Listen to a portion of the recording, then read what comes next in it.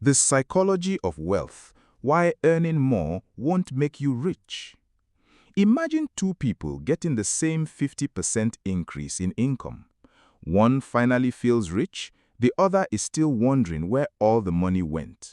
Same economy, same income increase, completely different financial reality.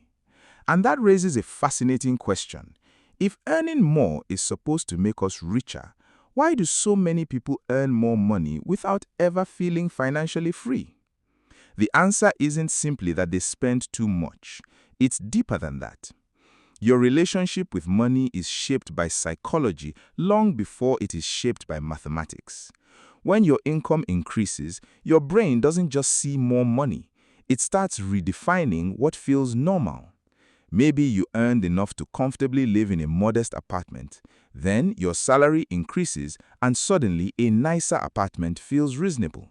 Then comes the better car, the expensive phone, more restaurants, more subscriptions, more vacations, more things that used to feel unnecessary but somehow now feel like necessities.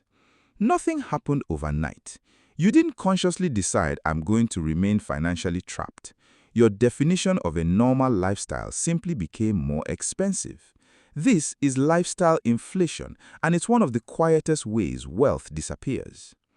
Here's the uncomfortable part. Sometimes we don't increase our spending because we need more. We increase it because we want our lifestyle to communicate something about us. We don't always buy the expensive watch because we need to know the time. We may buy it because we want to feel successful. We don't always upgrade the car because the old one stopped working. Sometimes we upgrade because everyone around us seems to be moving ahead.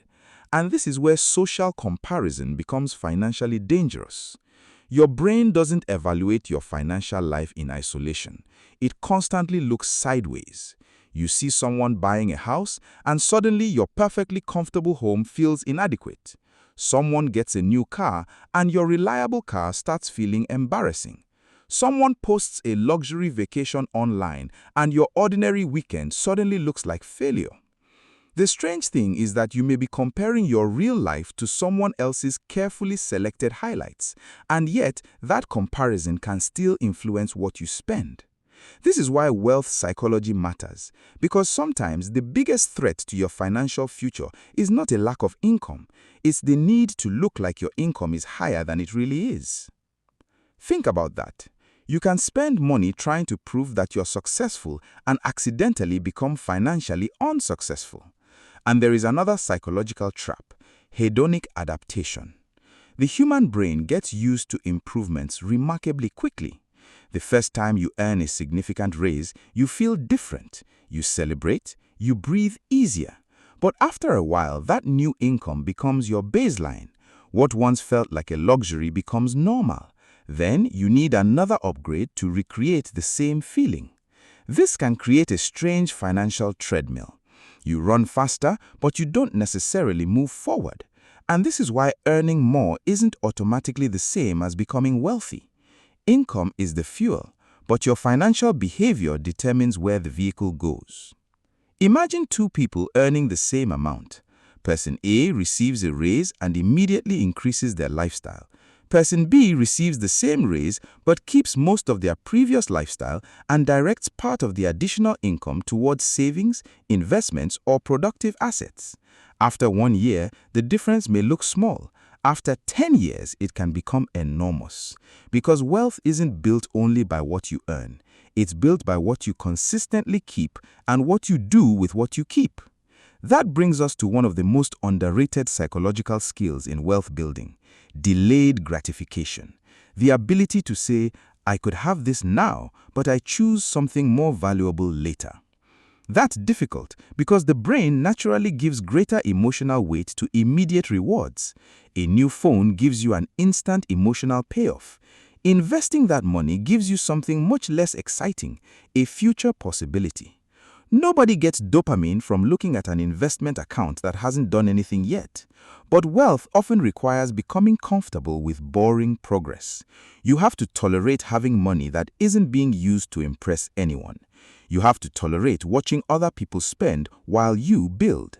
You have to tolerate saying no to things you can technically afford because you understand that affordability and wisdom are not the same thing. And this is where money identity becomes powerful. Ask yourself, what kind of person do you believe you are with money? Do you see yourself as someone who deserves to enjoy everything they earn immediately? Someone who must always appear successful? Someone who is naturally bad with money? Someone who believes investing is only for rich people?